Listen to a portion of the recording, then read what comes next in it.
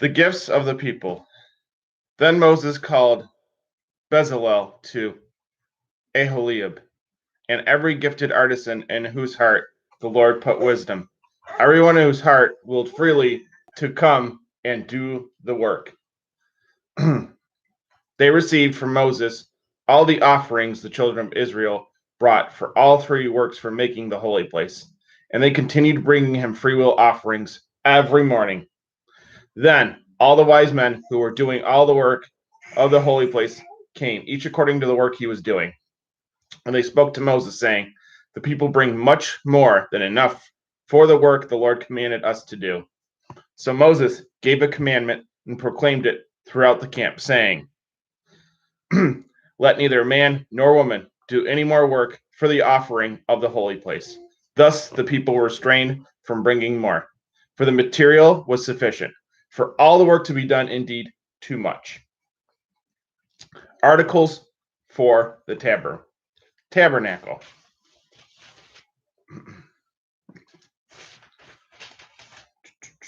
Then all the gifted artisans among them who worked on Aaron's garments for the holy places did as the Lord commanded Moses. He made the ephod of gold, blue, purple, spun scarlet, and fine twinned linen. Thin plates of gold were then cut into threads to be woven into the blue, purple, spun scarlet, and fine twined linen. And they formed it as a woven piece. He then coupled the ephod together from its two sides, a work woven by a mutual twisting of the parts into one another. They constructed it according to the same workmanship of gold, blue, purple, spun scarlet, and fine twined linen, as the Lord commanded Moses. Then they made 2 emerald stones, clasped together and set in gold, carved and engraved as signets are engraved with the names of the sons of Israel. He attached these as memorial stones to the shoulders of the ephod for the children of Israel, as the Lord commanded Moses. Then they made the oracle a woven work of embroidery, like the workmanship of the ephod of gold, blue, purple, spun scarlet, and fine twined linen. They made the oracle square by doubling it. A span was its length, and a span its width when doubled. Interwoven into this texture was a setting of 4 rows of stones. The first row, a sardius, a topaz, and an emerald. And the second row, a carbuncle, a sapphire, and a jasper. And the third row, a jacinth, an agate, and an amethyst. And the fourth row, a chrysolite, a beryl, and an onyx, set around with the gold and fastened with gold. The 12 stones bore the names of the sons of Israel, their names engraved like a signet, each one with its own name according to the 12 tribes. Then they made on the oracle chains plated fringes of gold, a work of pure gold. They also made 2 gold bosses and 2 gold rings. Then they put the 2 braided chains of gold in the 2 rings of the ends of the oracle. They also attached 2 golden clasps to the rings on both sides of the oracle. The 2 clasps to the 2 couplings. Then they placed the 2 gold bosses, joining them to the shoulders of the ephod opposite one another in the front. They made 2 gold rings and attached them to 2 loops on top of the oracle near the back of it, the side toward the ephod. Then they made 2 gold rings and attached them below the 2 shoulders of the ephod in front, woven into the ephod like the coupling above. Then they bound the oracle by means of its rings to the rings of the ephod with a blue cord. That way, it would be above the intricately woven band of the ephod, and the breastplate would not rip away from the ephod, as the Lord commanded Moses. He made the undergarment of the ephod of woven work all of blue. The collar of the undergarment was plaited and interwoven, having a border all around it would not tear. Beneath the border of the robe there were knobs of flowering pomegranate constructed of blue, purple, spun scarlet, and fine twined linen. Then they made bells of pure gold and put the bells on the hem of the robe all around between the pomegranates. All the hem of the robe were for the ministry as the Lord commanded Moses. They made fine linen robes, woven work for Aaron and his sons, and belts of fine linen, and turbans of fine linen, short trousers of fine linen, and their sashes of fine woven linen, blue, purple, spun scarlet, made by a weaver, according as the Lord commanded Moses. Then they made the plate of gold, a dedicated thing of the holy place, of pure gold, and on it he wrote inscription like the engraving of a signet, holiness to the Lord. And they tied a blue cord to it to fasten it above on the turban in the manner the Lord commanded Moses. The tabernacle of testimony.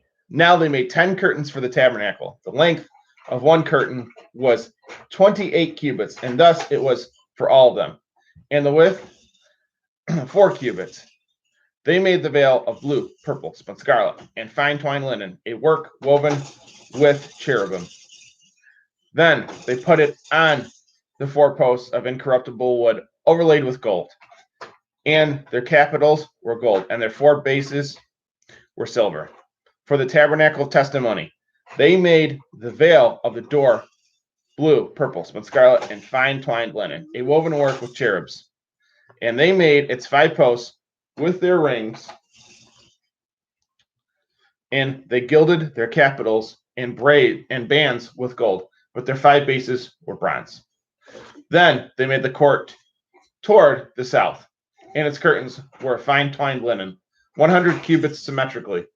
There were 20 posts for them with 20 bases. On the north side, they were 100 cubits symmetrically. On the south side, they were 100 cubits symmetrically with their 20 posts and 20 bases. On the west side, there were curtains of 50 cubits with their 10 posts and 20 bases. On the east side, there were curtains of 50 cubits with one curtain on one side of the court entrance of 15 cubits, with its 3 posts and bases, and one on the other side of the court entrance of 15 cubits, with its 3 posts and bases. All the curtains of the court were fine twined linen. The bases of the posts were bronze. The hooks of the posts were silver, and their capitals were overlaid with silver. And all the posts of the court were overlaid with silver. The veil of the court entrance was a woven work of blue, purple, spun scarlet, and fine twined linen. Its length was 20 cubits, and its height or width was 5 cubits, corresponding with the curtains of the court.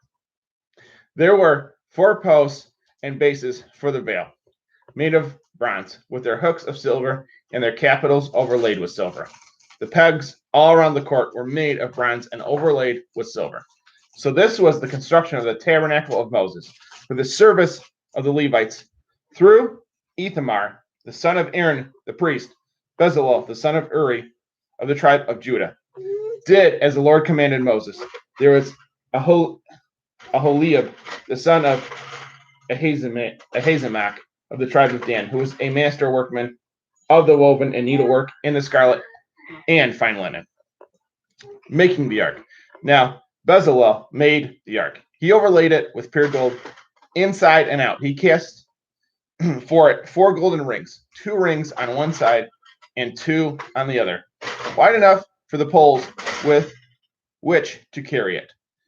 He also made the mercy seat,